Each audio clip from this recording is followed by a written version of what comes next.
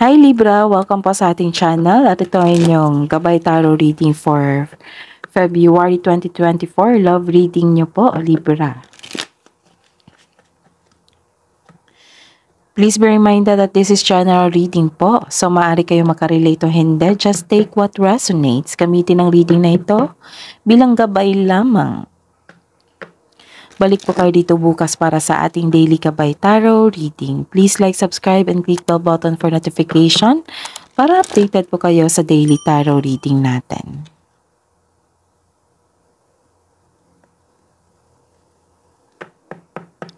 Para po sa gustong magpa-reading, maaari nyo po magkuhang link na sa description box po ito. Message nyo lang po ako sa Messenger. Maraming salamat po.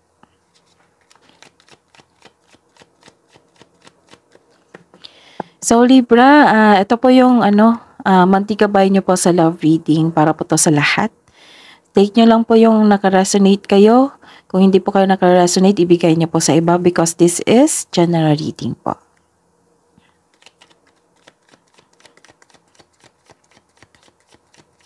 Spirits guides, ano po ang ganap sa love life po ni Libra ngayong February 2024? May nakita akong nag-stalk sa inyo dito. Or tinitingnan ka niya sa malayo. Baka maniligaw niya to. Or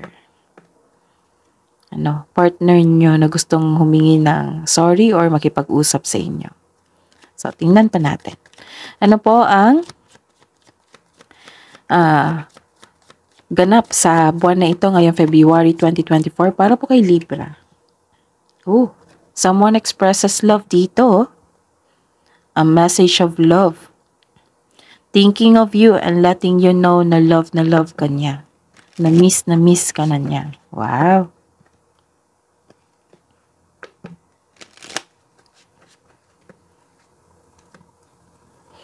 Ano po ang ganap sa buwan na ito ngayong February 2024 para po kay Libra, para po sa love life nila, Spirits Guide?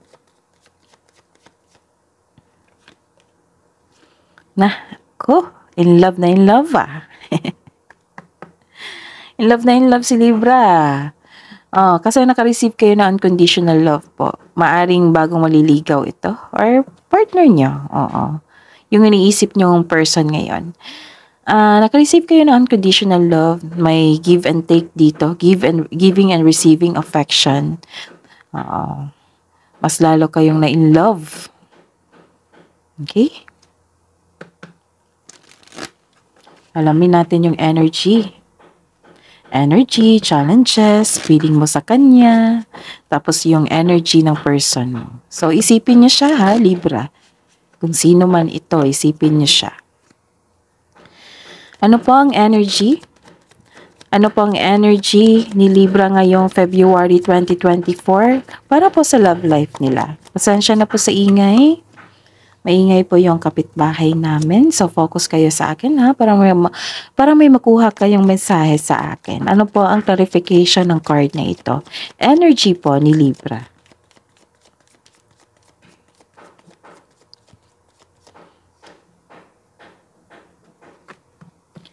Challenge. Challenge po sa love life ni Libra ngayong February 2024, Spirits Guide.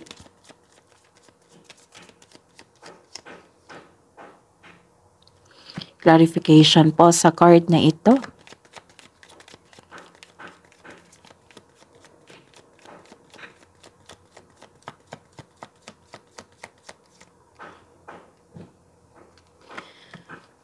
Feelings mo sa kanya, isipin mo siya ha, Libra. Feelings mo sa kanya. Ngayong February 2024, love life po ni Libra. Feelings niya sa kanyang person.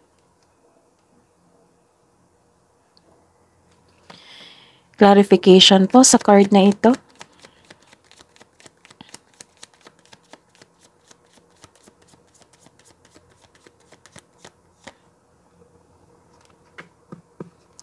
Your person's energy, Libra. Your person's energy ngayong month of February 2024. Clarification po sa card na ito.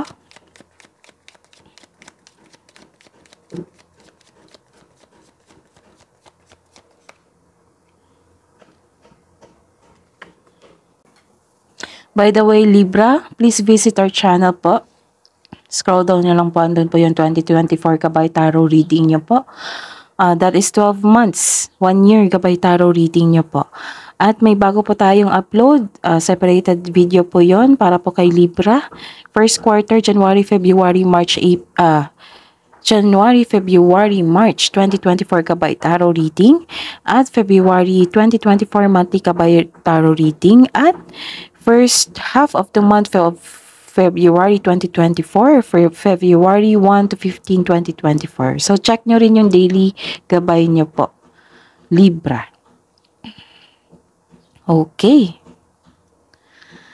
May nakita ako dito na your energy. May nakita ako dito na nape-pressure po kayo. Exhausted po kayo. Bakit naman? May dinadala kayong mabigat na bagay. Ngunit malalampasan mo rin ito. This is only temporary, sabi po ng card.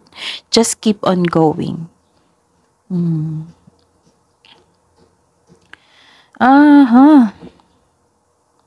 Masyado kayong busy sa inyong trabaho. Okay. Pwede din concern mo to sa inyong kaparehan nyo, ha? So, may nakita ko ditong busy sa trabaho or sa pag-aaral. Kaya walang time sa sarili at sa kanyang person. Sabi po ng card na maglaan po daw kayo ng maraming oras sa pag-iibigan. Pero hindi ko kayo masisisi ha na sobrang tutok nyo sa trabaho kasi some of you is breadwinner. Nauubusan kayo ng time. And ilan sa inyo nagbibigay ng pressure? Oo, pwedeng partner nyo to or kayo. Oo. Na parang nagre-rely ng emotional and financial support sa inyo. Ito yung concern. Na may nagre-rely ng emotional and financial support. Pwedeng kayo, pwedeng siya. Okay? Ano pa? The clarification po.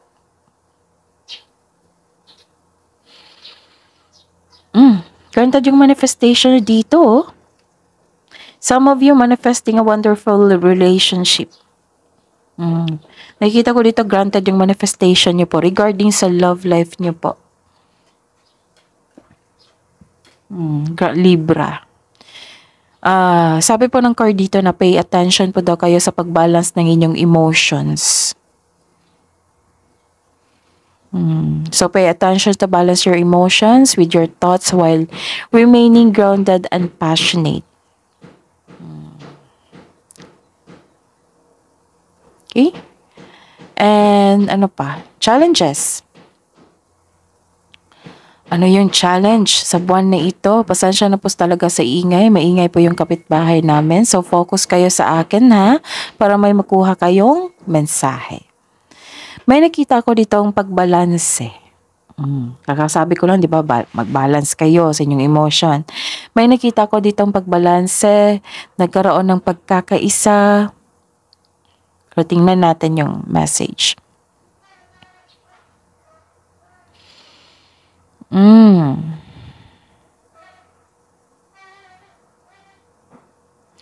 May message po para sa mga single dito na wag pilitin na magbuo ng relasyon na hindi nakatadhana sa inyo. Pero wag kayong mag-alala ha. Nakikita ko dito na the universe is working behind the scenes to bring romance into your life. So, trust the divine timing. May tao talagang nakatadhana sa inyo. So, hilingin nyo po sa mga single dyan. Sa mga nawalan ng partner, hilingin nyo po na darating ito. Nabigyan kayo ng universe po. Pero nakita ko talaga na bigyan po kayo. Sa mga may relasyon sa buhay mag-asawa dyan. May emotional intense na mangyayari po. Ang taas ng trust level nyo sa isa't isa. Nakikita ko dito.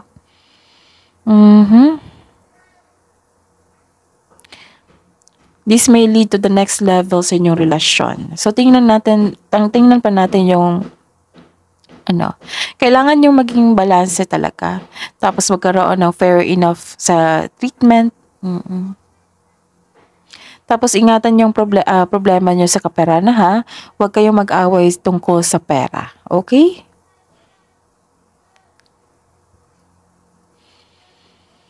Okay. May challenge nga. Kaya nga challenge. May nakita ko dito na challenge ba sa inyong relasyon. Oo, sa buhay mag-asawa. Ah, feeling mo, kinokontrol ka ng inyong partner sa inyong desisyon sa buhay. May plano kayo eh. May plano ako nakita dito na sa inyong buhay. Pero, tutol. May nakita kong tutol dito sa inyong desisyon. Tapos may nakita pa nga ako ditong conflict over property. So, check nyo po.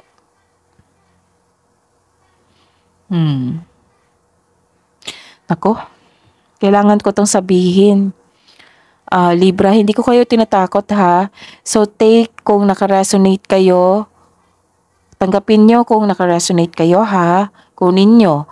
Kung hindi kayo nakaresonate, ibigay nyo po sa iba. Kasi general reading to. Pero kailangan ko tong sabihin kasi lumabas dito. May nakita din akong third party issue dito. A mistress or secret affair. So, sa nakaresonate dyan, comment down. Kung may same kayong, ako naka-resonate kayo. Tapos ilan din na nag-take advantage yung may concern kayo na nag-take advantage yung partner nyo sa inyo. Tutol pa siya, tapos nag-take advantage pa sa inyo. Ako, nag-ingat talaga sa isang manloloko, nakikita ko dito.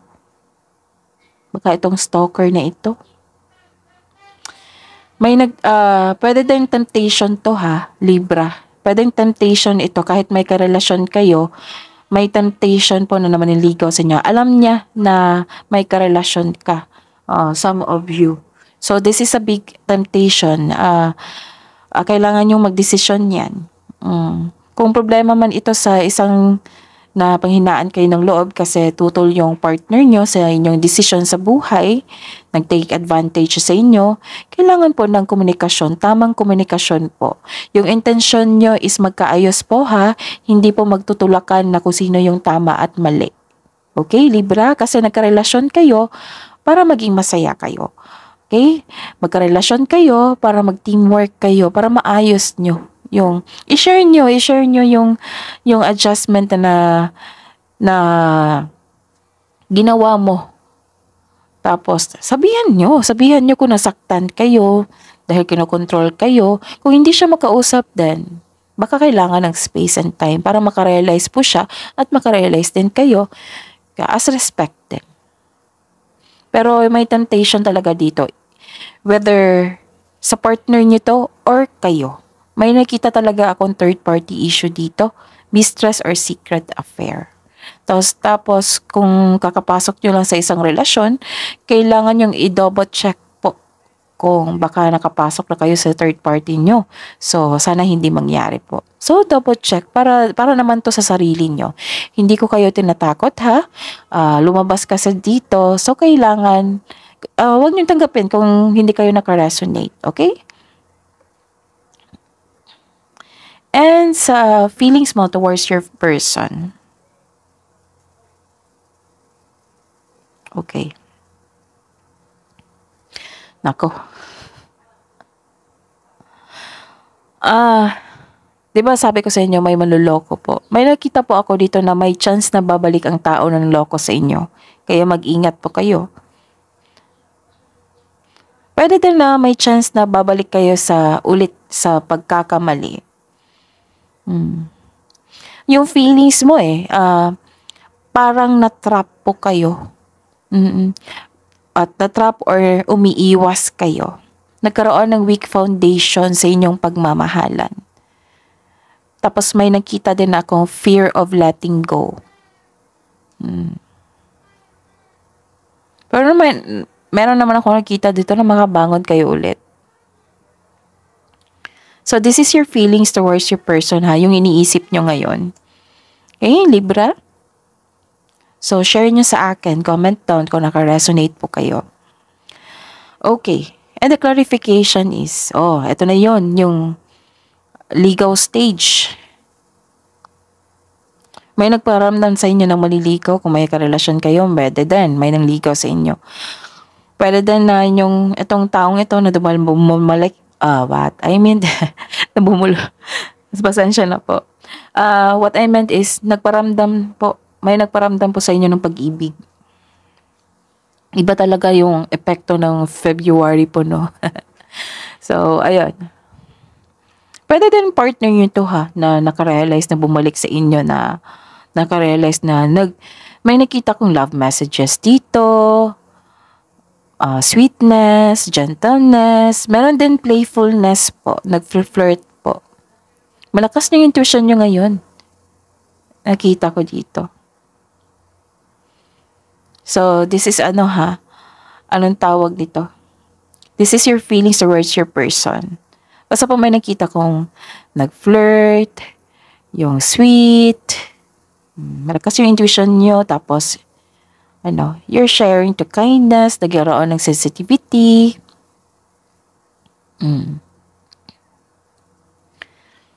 Para sa mga may relasyon sa buhay mag-asawa po, may sasabihin o makatanggap ka ng mensahe mula sa inyong kapareha na mag-set kayo ng date o outing. Pero may sasabihin po siya.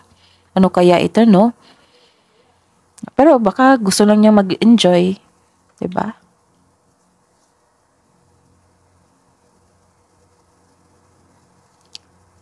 Okay. So, you're connected to your intuition. Malalaman mo yan kung ano yung gusto niyang sabihin sa inyo. Okay? And your person's energy, Libra, isipin nyo kung sino yan. Okay?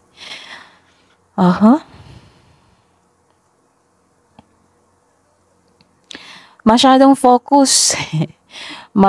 Masyadong focus si partner. Oo, masyadong focus sa wealth and generosity. Wala namang masama dyan. Baka siya yung provider sa inyo. Pero may nakita ko dito na yung partner nyo is financial stable po at sobrang generous. Pwede din sa single to ha, na may parating sa inyo. Pero some of you talaga sa mga may relasyon sa buhay mag-asawa dito na pwede din na yung kaparehan nyo na-reach na niya yung financial maturity. Ang sarap niyan. Financial maturity, sana all. Okay. May plano talaga kayong magbakasyon po. Na mag-set kayong date, magbakasyon, bumili ng regalo para mapamper kayo sa isa't isa. In love kayo dito. Receiving unconditional love, giving and receiving affection.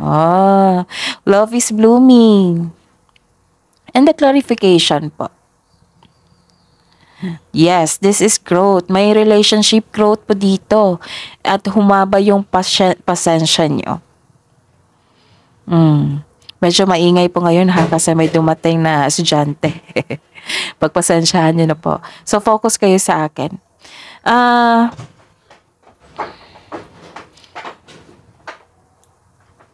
Okay.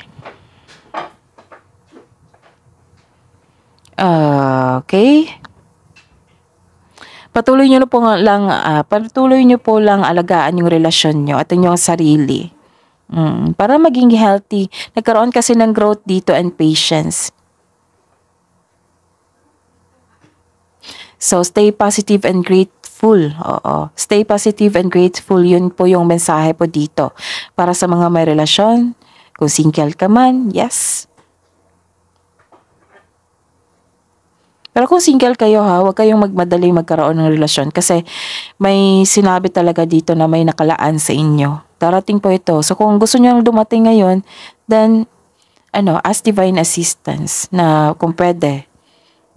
Pero siguraduhin yung handa nyo ha, handa na kayo. Nakikita ko dito sa mga buhay mag-asawa at sa mga may relasyon na pataas ang inyong pasensya na. Na give way kayo. Nagkaroon ng relationship growth po dito. So, stay positive ha and grateful. Okay? So, that is your reading po for this month, February 2024 Libra. Sa lahat po ng Libra. Okay? Maraming salamat po. Sa mga naka-resonate, comment down po kayo. Babasahin ko yan. So, share your thoughts. Share your comment. Sa mga naka-resonate dyan. So, kung hindi kayo naka-resonate, ibigay niyo po sa iba. Maraming salamat, Libra, sa patuloy na trust, sa pagbigay ng trust and support sa ating channel. Okay? Please like, subscribe, and click bell button for notification para updated po kayo sa daily tarot reading natin. Maraming salamat.